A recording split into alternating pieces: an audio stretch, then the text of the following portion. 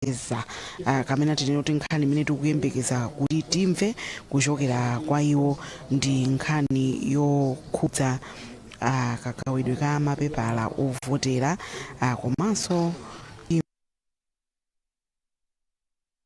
makamaka zokhudza timveso zokhudza chilolezo chochititsa anthu ena kuvotera malo osiyanasiyana makamaka pa chisankho chimene chikudza sabata yamawa limene ndi lachiwiri pa 16 Septemba. Ndiye pakadali pano timve zonse zimene atikonzera.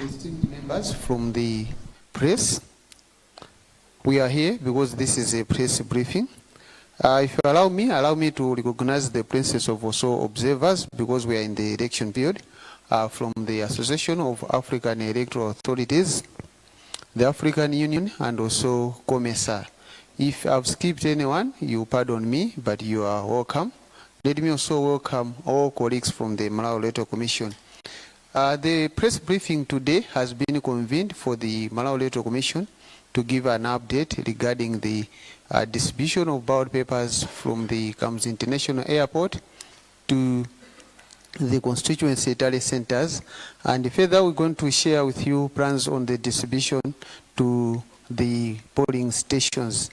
On the same, the Commission is going to give an update regarding the protocols that have been in place for one to exercise the authority to vote elsewhere. Olemekezeka amainde abambo mundulole kuti mazulu ano chikhaleso cha ulemu kwa ine kulandira apa mpanda Malawi Electoral Commission Justice Anabe Ntalimanja ma commissioners onse kuchokera ku Malawi Electoral Commission. Mkulu wa Malawi Electoral Commission bambo Andrew Mpesi ndi ma deputies anu onse awiri mwabadera ndi landire anzanga onse atolankhani chifukwa panga pa msonkhanowu chifukwa cha inuyo. Mwabaderanso ndi landire anthu onse amene achokera kunja kuzaonera nawo chisankho ichi. Tili ndi nthumwi kuchokera ku bungwe limene timati Association of African Electoral Authorities, limene ndi bungwe la mabungwe onse oyendesa zisankho muno mu Africa. Komanso tili ndi nthumwi kuchokera ku bungwe la African Union komanso la COMESA. Ndisanapitirire ndi mwambo mundulole ndi chitenge cha ulemu kuti ndikuonetsereni kuti kusogolo kwathuku kuli ndani. Tili ndi a Commissioner Reverend Philip Kambulire, tili ndi bambo Andrew Mpesi amene ali a Chief Elections Officer. Ndikapita kumapitoko tili ndi a Commissioner Richard Chaputeka, pafupi ndiwo pala a Commissioner Caroline Mfune. Tilinso ndi a Commissioner Dr. Limbikani Kamulongera. Akutisogolera zonse ndi apa mpando wa Malawi Electoral Commission Justice Anabe Ntalimanja. Ndi ndikafika pamenepo ndi apempheso kuti atipase uthenga ochokera ku Malawi Electoral Commission koyamba kukhala mchichewa kenako pang'ono azawu tchulaso mchizungu. Zikomo kwambiri. Thank you, Sangoni. Commissioners of the Malawi Electoral Commission here present.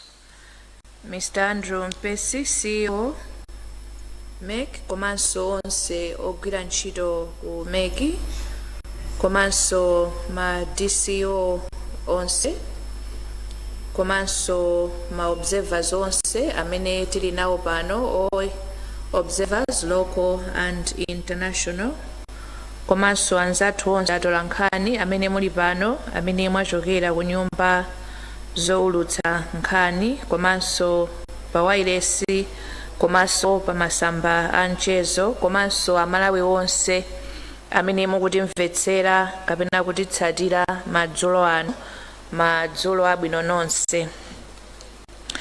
Lero tikukumana pamene kwatsala masiku asanu kuti tiponye voti yathu pa 16 September.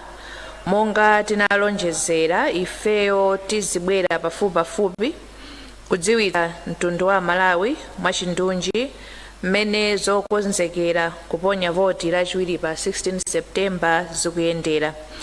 Lero tikufuna kuti tifotokozere mtundu wa Malawi pa zinthu izi. Choyamba, mmene ntchito yogawa ma ballot paper inayendera kuchoka ku bwalo la ndege la Kamuzu International Airport kupita kuma constituency tale center. Chachiwiri ndondomeko yogawira ma ballot paper kuchoka kuma constituency tale center kupita kumalo oponyera voti. Chachitatu ndondomeko yovomerezera anthu amene akugwira ntchito ya chisankho achitetezo komanso mamonita kuti akaponyere voti kumene atumizidwa kukagwira ntchito ya chisankho. Komanso pomaliza tikamba zina zofuna kudziwa kapena kudziwitsa pa chisankho chimenechi. Choyamba tikambe za ntchito yotumiza ma ballot paper kuchokera ku bwalo la ndege la Kamuzu International Airport kuno ku Lilongwe kupita kuma constituency tale centers. Ntchito imeneyi inakonzedwa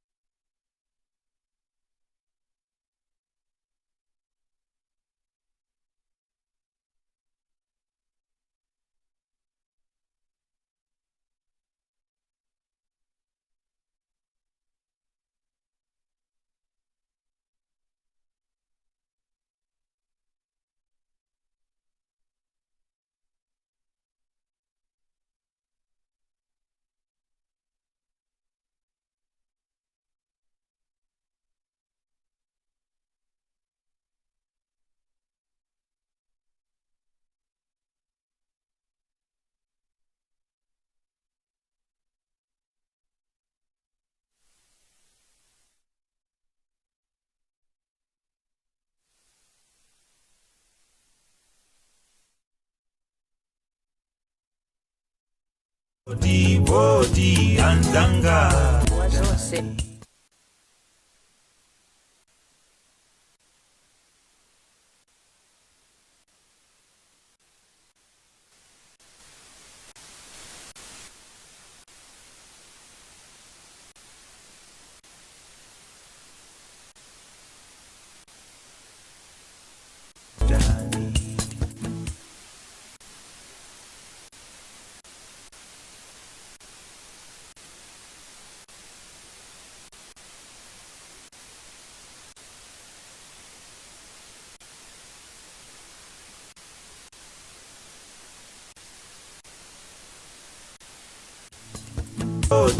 Nzere una uliwonse wa voti kapena tinene kuti polling station adzatsegula katundu amene alandira kuti atsimikizire kuti alandira zolondola komanso alandira mulingo oyenera.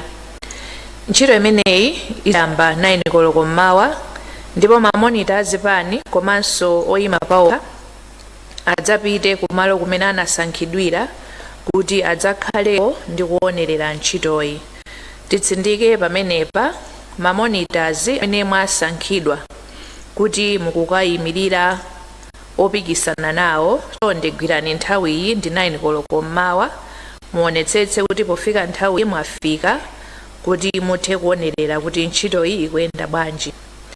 Mwambo otsimikizira katundu udzayamba 9 koloko monga tafotokozera ndipo tinenetse kuti sitidzadikira monita wa chipani chilichonse kapena candidate aliyense. Ikakwana 9 o'clock ife tikayamba ntchito ngakhale kuti mwina mamonita angakhale kuti sanafike. Nthawi ikakwana tidzayamba ntchito ndithu. Tinenenso kuti oyenera kubwera ndi mamonita okha ndi osati atsogoleri ndi adindo achipani. Amene ali ovomerezeka kubwera kuzaonera ntchito imeneyi ndi mamonita amene mayina awo munatitumizira. Atsogoleri azipani kaya ndino asekretary general kaya udindo una uliwonse simulovomerezeka kuti mudzakhale pamalopo. Chonde tiyeni titsatire ndondomeko imeneyi kuti tidzakhale ndi ntchito yopana. Maphunziro a anthu ogwira ntchito pa polling station. amayi ndi abambo tikamaliza ntchito yotsimikizira katundu amene walandiridwa pa malo aliwonse oponyera voti, tidzayamba ntchito yophunzitsa anthu amene adzagwire ntchito mothandizira presiding officer pa mzere uliwonse. Maphunziro amenewa adzapangitse ndi presiding officer yemwe ali ndi ukadaulo oyenereka. Mongofuna kuthandizirako, bungwe loyendetsa zisankho lidzalola mamonita azipani ndi opikisana moyima pawokha kukhala nawo ndi kuonerera maphunziro amenewa. Azipani tikukumbutseninso kuti mamonita onse azipani zanu kapena opikisana nawo ndi amene adzabwere. Koma kubwera kumeneku adzazisamalira okha kumbali ya mayendedwe ndi zakudya. Chonde ma secretary general komanso adindo kuzipani komanso adindo ayiwo opikisana nawo, chonde asamalireni mamonita zanu moyenerera, apatseni mayendedwe komanso chakudya kunjaku kutentha kufunika madzi okumwa, atumizeni ndi zoyenerera. Kuvotera malo ena kwa anthu amene adzakhala kugwira ntchito ya chisankho. Amayi ndi abambo, monga mukudziwira, nyumba ya malamulo inakumana mwadzidzidzi kumene inakambirana ndi kuvomereza lamulo limene likulola anthu ena kuti akavotere kumene adzakhale akugwira ntchito pa tsiku loponya voti ngati siku kumene analembetsera. Lero bungwe la MEC likufuna lifotokoze bwino lomwe ndondomeko yake ya ntchito imeneyi, ndipo tipemphe kuti timvetsetsane bwinobwino.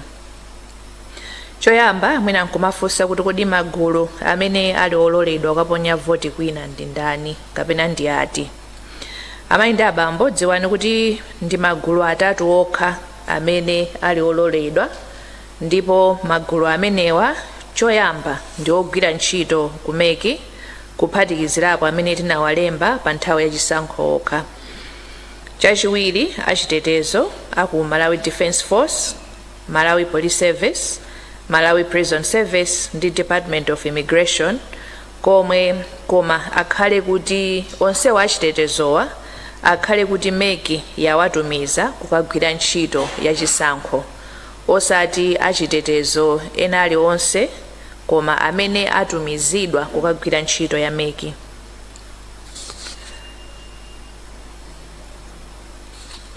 Achitetezo amene angapezeke akugwira ntchito pa tsiku limeneli koma sanatumidwe ndi MEC, monga tiyerekeze kuti akuperekeza adindo kukavota, amenewa sangaphatikizidwe nawo pa ndondomeko zathu, ndipo iwowa sakuloledwa kukaponya voti kumalo iwo kumene iwowo sanalembetsere. Kwa adindo komanso tonse amene tili ndi achitetezo amene timayenda nawo, tiyeni tikhazikitse ndondomeko zokuti iwowa athe kukaponyera voti kumalo kumene analembetsera. Chonde tisapezeke tikulandira pempho tsiku loponya voti kuti wachitetezo wanga muloleni kuti aponye voti, izi ndi zosaloledwa. Chachitatu, gulu lachitatu lovomerezedwa ndi mamonita azipani amene mayina awo anaperekedwa kuti akagwira ntchito pa tsiku loponya voti pa polling station, kapena pa constituency tale center, kapena pa district tale center. Apa tinenetse kuti MEC ilibe dongosolo lovomerezera mamonita oyendayenda kumalo oponyera voti. Kulibe mpata wokuti pali monitor ongoyendayenda. There is no provision for roving monitors.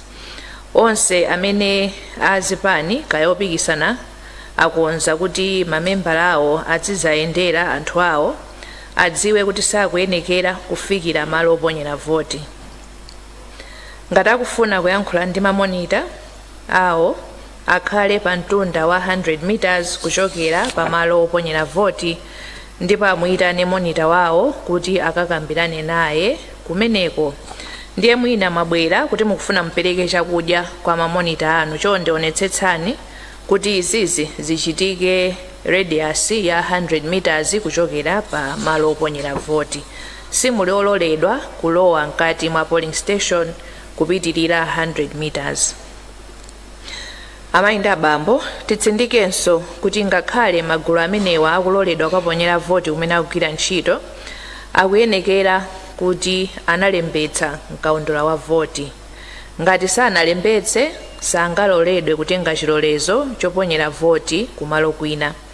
Ndiponso dziwani kuti kuyeserera kufuna kuponya voti pamene simunalembetse ndi mulandu, ndichonde tisachite moyeserera. Tifotokoze tsopano kuti kodi chilolezo chimenechi ndi chikatengeredwa kuti. Amayi ndi abambo, anthu onse amene akufuna kutenga chilolezo akuyenera kupita kwa constituency returning officer akudera limene adzagwireko ntchito pa tsiku loponya voti. Apapa timvetsetsane bwinobwino, chilolezo chikukatengedwa ku constituency kumene mukukagwirako ntchito pa tsiku loponya voti, osati kumene munalembetsera voti. Mamonita pa district tally center akatenga kwa district commissioner kapena chief executive officer wa konsolo imeneyo. Masiku opemphera chilolezo. Amayi ndi abambo, anthu onse amene akagwira ntchito ya chisankho motumidwa ndi MEC kuphatikizirapo achitetezo ndi mamonita akuyenekera kukatenga chilolezo kuyambira mawa pa 12 September mpaka lolemba pa 15 September. Ndibwerenze masiku amenewa. Nthawi masiku ovomerezeka kukatenga chilolezo ndikuyambira mawa pa 12 mpaka lolemba pa 15. Nthawi yotseka kutenga chilolezo pa tsiku lotsiriza pa 15 September idzakhala 6 o'clock madzulo. Ikangodutsa nthawi imeneyo palibe amene adzaloledwe kutenga chilolezo chokavotera kwina. Chonde tisadikire mpaka na last minute, tiyeni tipange zinthu mu nthawi yake kuti tisapezeke kuti nthawi yatithera. Komanso dziwani kuti palibe amene adzaloledwe kutenga chilolezo pa tsiku loponya voti ngakhale tisanayambe kuponya voti. Aliyense atengeretu tsiku lisanafike. Nthawi yoponyera voti. Amayi ndi abambo, anthu onse amene akuponya voti kwina osati kumene analembetsera akuyenera kudzaponya voti 6 koloko mmawa. Paja kuponya voti tikayamba 6 koloko zikutanthauza kuti gulu limeneli ndi limene lidzaponye voti koyambirira. Monga mwa dongosolo, mamonita ogwira ntchito ya chisankho komanso achitetezo amaponya voti koyambirira tikangotsegula ndi cholinga chakuti adzipitirira kugwira ntchito zawo pa tsikuli. Choncho sitikuyembekezera munthu woponya voti kwina pogwiritsa ntchito chilolezo kuti adzabwere mochedwa. Akuyenekera kukhala pa malo a ntchito mu nthawi yake. Tiyeni tidzachite machawi ikamati 6 koloko tiponye voti yathu kuti tingathe kugwira ntchito zina. Umboni popempha chilolezo chovotera kwina. Amayi ndi abambo, popita kukatenga chilolezo choponyera voti kwina, aliyense akuyenera kutenga chiphaso chawo cha voti ngati umboni wakuti analembetsa mkaundula wa voti, komanso akuyenera kutenga chiphaso chawo cha unzika ngati umboni owazindikira iwowo. Ngati sabwera ndi umboni, iwowa sakaloledwa kutenga kalata ya chilolezo chokaponyera voti kumalo kwina. Dziwaninso kuti chilolezo chikuyenera kutengedwa kamodzi basi ndipo simungapite kukasinthanso. Choncho pamene mukupita kukatenga chilolezo khala notsimikizika ndi cholinga chakuti pasakhale ndipo sizingatheke kusintha kupita malo ena. Umboni poponya voti. Dziwani kuti pa tsiku loponya voti anthu onse amene akuyenera kuponya voti pogwiritsa chilolezo chovotera kwina adzatsimikizidwa monga wina aliyense amene akubwera kapena wabwera kudzaponya voti. Iwowa adzaonetse chiphaso chawo cha unzika komanso adzaonetse kalata imene adzakhale apatsidwa ngati chilolezo chokaponyera voti kumalo kwina. Mwina nkufunsa kuti kodi anthu amenewa akavota zisankho zingati. Amayi ndi abambo, wina aliyense akuyenera kukaponya voti pa zisankho zonse zitatu: cha presidenti, aphungu a nyumba ya malamulo komanso makhansala. onse amene akavote pogwiritsa ntchito chilolezo akuyenera kukaponya nawo voti pa zisankho zonse zitatu, angakhale kuti iwowo samakhala kumalo kumenekoko. Chonde tikumbutsane ndipo titsindike kuti ndi ufulu ndi udindo wanu kusankha pa zisankho zonse zitatu. Chonde musakasiye pena posachonga opopanda kuchonga. Kuponya voti kwa asilikali ndi apolisi. Amayi ndi abambo, komishoni ifuna ilankhulepo pa nkhani zabodza zimene ena akufalitsa pa Facebook ndi pa masamba amchezo kuti apolisi ndi agulu ankhondo aponya kale voti. Izi ndi zabodza zenizeni ndipo tipemphe aliyense asazikhulupirire. Tibwerenze pamenepa ndi zabodza kuti anzathu apolisi komanso achitetezo aponya kale voti. Aliyense adzaponya voti yake pa 16 September. Monga mmene takhala tikufotokozerera, asilikali ndi apolisi amene tidzawatumize kukagwira ntchito adzaponya voti kumene atumizidwapo, ndipo ena onse akaponya voti kumalo kumene analembetsa. Komanso chakuti mudziwe ndi chakuti poponya voti pamakhala mamonita azipani ndi opikisana, sizingatheke kuponyetsa voti mwachinsinsi. Lathu ndi pempho makamaka kwa onse amene amatchuka pa masamba amchezo, to all influencers, timayembekezera kuti mukhala anthu achitsanzo chabwino osati otsogolera kufalitsa nkhani zabodza. Aliyense ali ndi udindo othandizira kuti chisankho chathu chiyende bwino popewa kufalitsa nkhani zabodza. Tifotokoze tsopano za kuyimitsidwa kwa zisankho m'madera awa. Amayi ndi abambo, takhala tinafotokozerapo kuti bungwe la chisankho layimitsa ndondomeko za zisankho m'madera mwina chifukwa chokuti amene amafuna kupikisana kumeneko anatisiya. Ndemowonjezera manotisi tinapereka aja, tifotokozerenso kuti zisankho zayimitsidwa ku madera awiri awa motere. Choyamba ku Chirunga Ward, Zomba City North Constituency, potsatira imfa ya bambo Abrams Eliams Nyondo, omwe amayimira chipani cha Liberation for Economic Freedom pa chisankho cha kansala.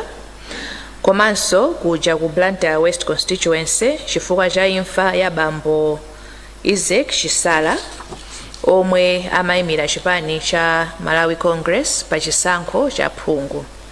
Potsatira imfa zimenezi, chisankho cha kansala chayimitsidwa ku Chirunga Ward komanso cha Phungu wa nyumba ya malamulo.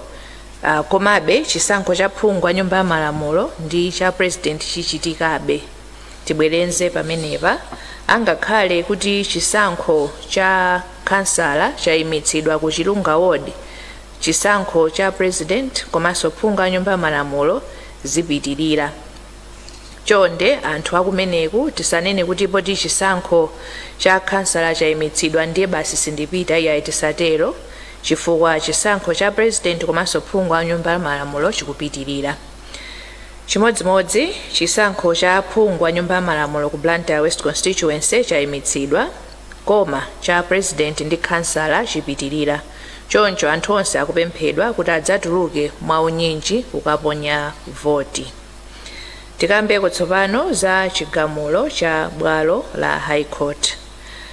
Timafuna tidziwitse kuti bungwe la MEC ladziwitsidwa kuti bwalo la High Court latulutsa chigamulo cha mulandu omwe zipani za Democratic Progressive Party, UTM Party kuphatikizapo ena angapo anatengera bungwe la MEC ku bwalo la milandu.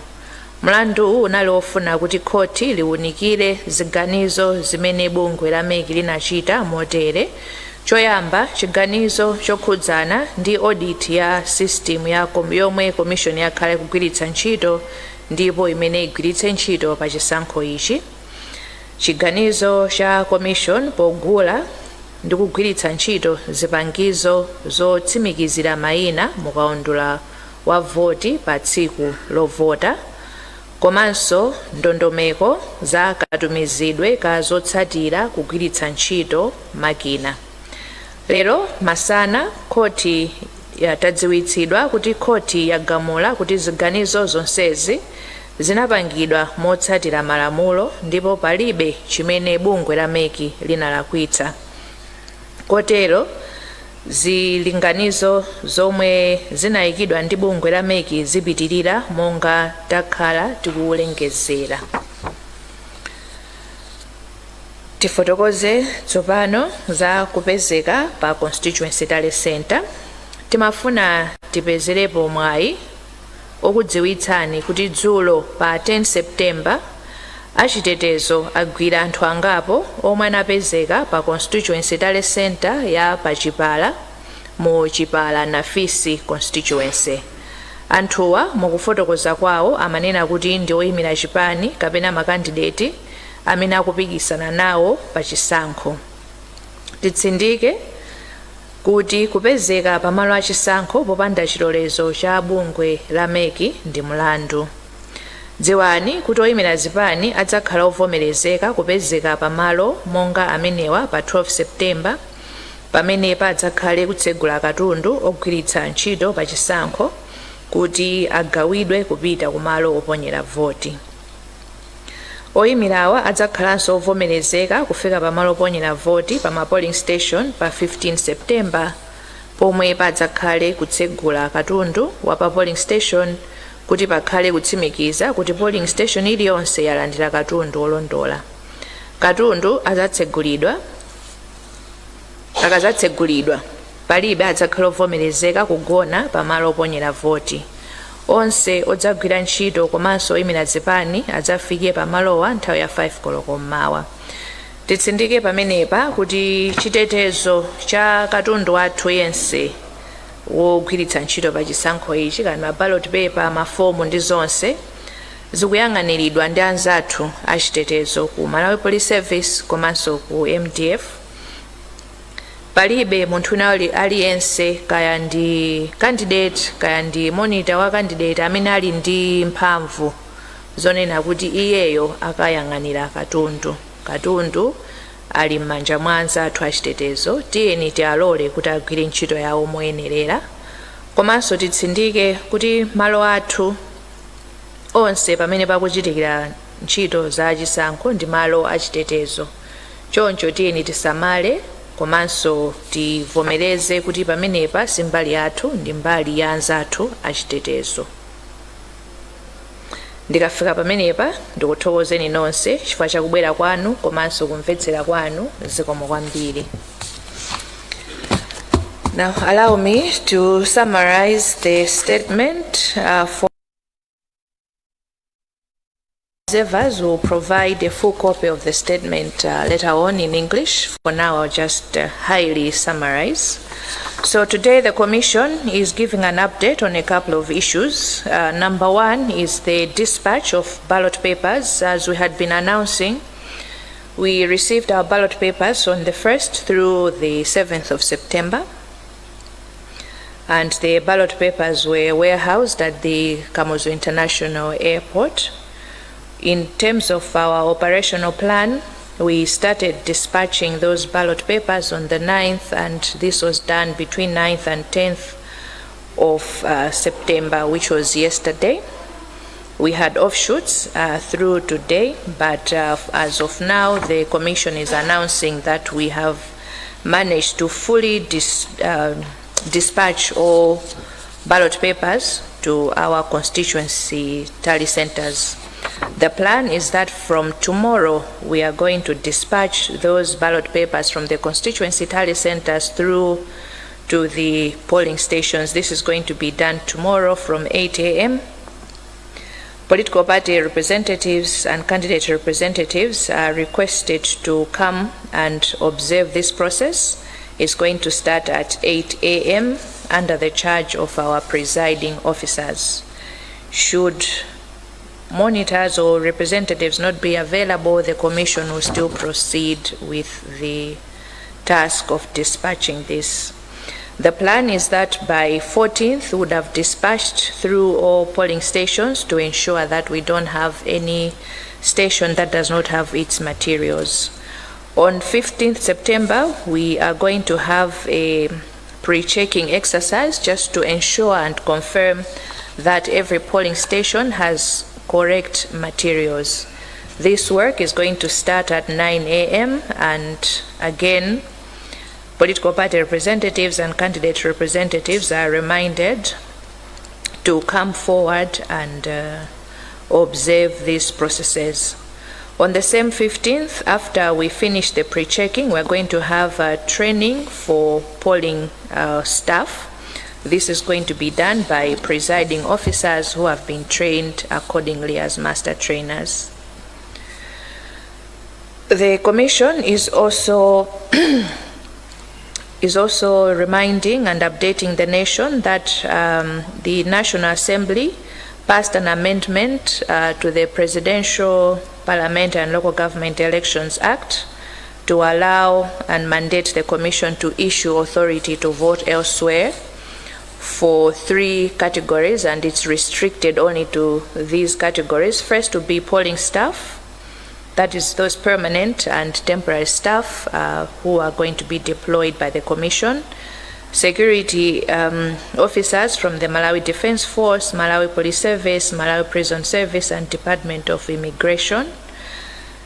And lastly, political party or candidate representatives who have been accredited to be deployed to polling stations to monitor the processes. The Commission is highlighting the processes for obtaining the authority thereof. And also the Commission is clarifying there was an issue that came on Facebook that Malawi Police Service officers and MDF officers had already voted in advance.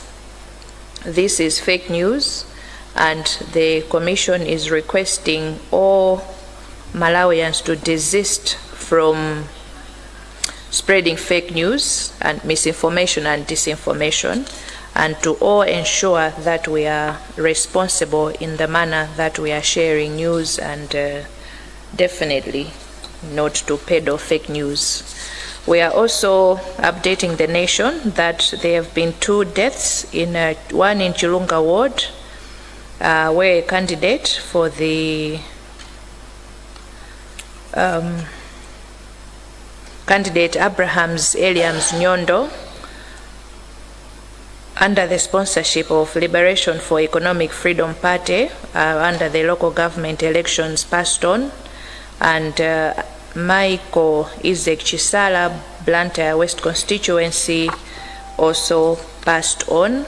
In terms and in compliance with the law, the elections in these 2, in the ward and in the constituency, have been suspended, and there will be by-elections in due course. The Commission is also updating the nation of the outcome of the judicial review case that was filed by the DPP, as in Democratic Progressive Party and UTM, and others, that was filed against the Commission in terms of 3 decisions that were made by the Commission. Number 1, the decision of the Commission rejecting the demand for an audit of its EMS.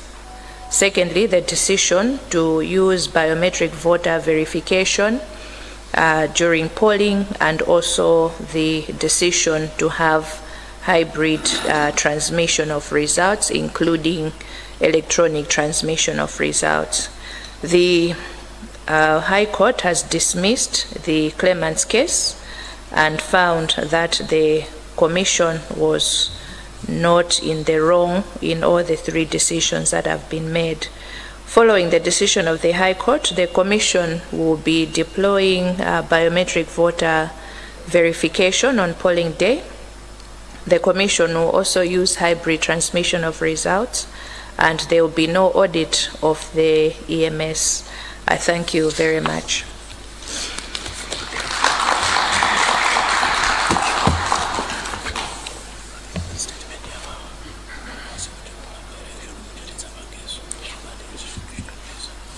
Thank you so much, Honorable Chairperson. We will now proceed into questions. We'll give an opportunity to colleagues in the media to come forward, and if they have got anything to ask, they will ask now. Anzanga Rankhani ndikupaseni mpata kuti mufuse muso mafuso pa zimene akamba apampanda Malawi Electoral Commission. Ndingati mufuna ndikupaseni mpata mukweze dzanja. Ndikupemphani kuti mubwere chapatsogolo apa.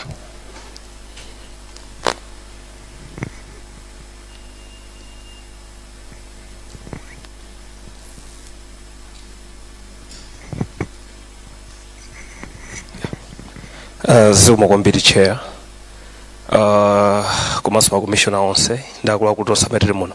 Chiyambirira kwambiri ndimangofuna ndingomvetsetsa, I think mu Chingerezi mwina simuda kambe kweja kuchipala na fisi kuti kodi amene amangidwa pamenepo ndi angati mu Chingerezi makamaka chifukwa kuti palibenso kufunsa mafunso mukachoka pano. Ndete pafuna kuti mwine takhaso mu Chingerezi. Mbali ina ndi yokhudza uyu amene adafalitsa kuti MDF, that's ujene yayikulu kwambiri, implication yayikulu kwambiri kuti aponya vote.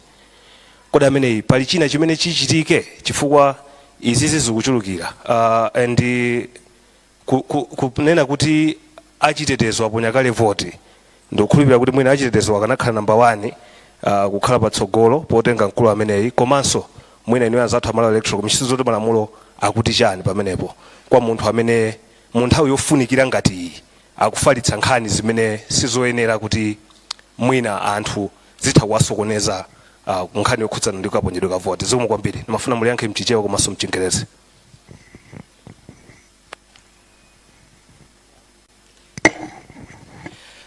Zikomo kwambiri. Ine ndi Robert Mbedewa kuchokera ku Wales Summit. Ndimafuna ndimvetsese pa nkhani ya anthu amene ali ndi mwayi oti akugwira ntchito komanso ali ndi mwayi oti akavotera malo ena. Munafotokoza kuti ntchito yopanga pre-check materials amene atumizidwa ma constituencies izatha pa 15 September. Komanso munafotokoza kunena kuti anthu amene akuyenera kutenga zikalata kuchokera kuma constituency returning officers akuyenera kuyamba pa 12 kulekeza pa 15 September. Mukufotokoza kwanuso munafotokoza kunena kuti anthu amenewa ali ndi kuthekera kosankha mtsogoleri wa dziko, phungu komanso kansala. Ndiye ndimafuna ndimvetsetse kunena kuti mwayika ndondomeko zotani chifukwa choti ndi nthawi mukuona kuti zizatheka kuziwa anthu amene akuyenera kuponya voti makamaka pa zisankho za phungu komanso makhansalazi potengera ndi nthawi imene muli nayo mwina muzakhala kuti mwasala ndi tsiku limodzi kuti chisankho chichitike. Zikomo kwambiri.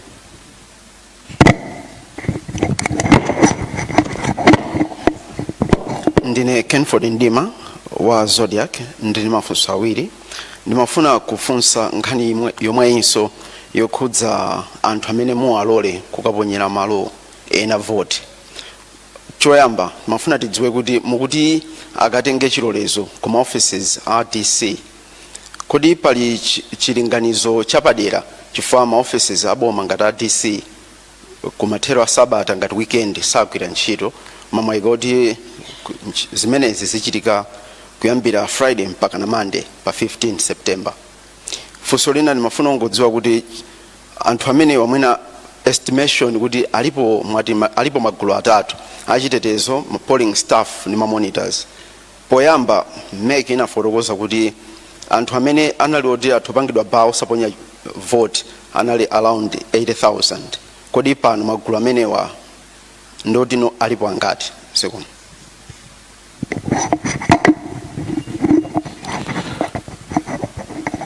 Madam Chair, my name dzina langa ndine Cyrus Piri, ndikuchokera ku Story Club FM. Masiku apitawa kunali nkhawa ya mafuta mdziko muno. Ndimafuna kuti mwina mutifotokozere kuti commission ndiyokonzeka bwanji pa nkhani ya transport. Tiyerekeze kuti ati zavuta. Commission njokonzeka ili chikwanekwane kuti ntchito sisokonekera mafuta atasowa mdziko muno nanga kwa amene abwera ngati ma observers. Ali safe kunkhani ya mafuta kumbali ya transport. Thank you so much.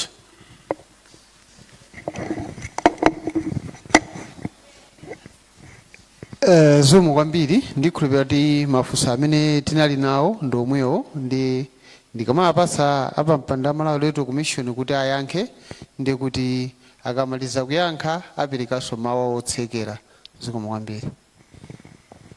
Zikomo kwambiri Sangwani komanso onse chifukwa cha mafunso amene abwera. Ndiyambe ndi Mr. Emmanuel Chikonso from MBC. The incident at Chipala involved 2 individuals, and those are the ones that are in custody presently. What will happen to the individual who posted the very fake news on Facebook? Let's just say the law will take its course. We have our cyber laws in place that regulate that space, and the law will take its course accordingly. Robert Mbetewa from MEC, Authority to Vote Elsewhere. We have a protocol in place, we have guidelines in place that the Commission has developed following the amendment of the law. And specifically, we have designed a form for your interest. We are calling it Form 29, which is the form that is used both for applying for authority to vote elsewhere and also for the grant of the authority itself by the Commission. As I indicated earlier, the authority to vote elsewhere is restricted only to those who are involved on polling day on electoral duties. And because the specific category, this the application to vote elsewhere is going to be preceded, obviously, by a deployment. If it's a BVVID officer, they would have been deployed to a certain polling station, and they would know already where they are going. And even on our end, we are going to know that this person who is applying for authority to vote at a polling station in Intalile would already have a record of that fact, and so we are going to have a seamless process. I'll join that question with that one that came from ZBS. Indeed, the application for authority to vote elsewhere is happening during the weekend, but as you would know and appreciate, there is no weekend as we speak now, because we are all working on this to ensure we are ready by 16th September. So you are going to find officials at the DC's office, put simply, because they are also working around the clock to ensure that we have seamless processes. In terms of transport and logistics, the Commission is ready and prepared. We have committed fuel supply for the transport requirements of the Commission. That is starting with the dispatch of ballot papers through to constituency tally centers. As you have seen, we have not reported that we had challenges with fuel. We were able to fuel all the trucks, that 229 trucks to be exact, that went to the constituencies, and we also have supply of fuel to facilitate the dispatch of the ballot papers and other materials from the constituency tally centers through to the polling stations. Not only to dispatch, but we also have committed supply for retrieval. As you would appreciate, we need to dispatch the materials, and we need also to retrieve them back to the National Tally Center after polling, counting, and tallying of the results. The Commission, as you would appreciate, is not in charge of matters fuel and energy. There is an independent body that is responsible for that, so we cannot speak beyond electoral activities. And also the Commission is only in charge of its activities. The observer missions that are here courtesy of invitation of the Commission and the Malawi government, but beyond that, they are in full control of their programming and their logistics and everything else. So the Commission is not competent to speak about their logistical arrangements. That will be overstepping on the part of the Commission. Thank you very much. Okay, as I close, on behalf of the Commission, allow me once again to express our gratitude to all of you for coming to this press briefing.